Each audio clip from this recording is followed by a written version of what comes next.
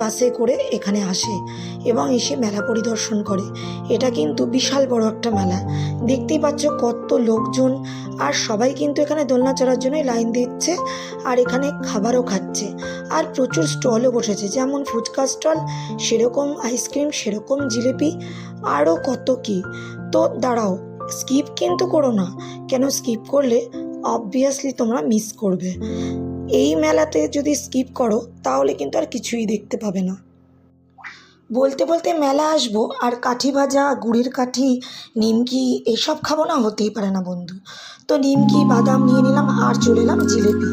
মেলা স্পেশাল জিলিপি আর পাঁপড়। এই পাঁপড় ভাজা তো আমি খাই না বন্ধুরা, আর জিলিপি দেখো কি দারুণ ভাজছে, রিং রিং করে কি সুন্দর ভাজছিল, আমার তো দেখেই লোভ লাগছিল, মনে হচ্ছিল টপাস করে তুলে একটা খেয়ে নিই। যাই হোক, বাড়িতে মায়ের জন্য নিয়ে যাচ্ছি জিলিপি, রসালো জিলিপি পেলে মা তো খুব খুশি হয়ে যাবে। আর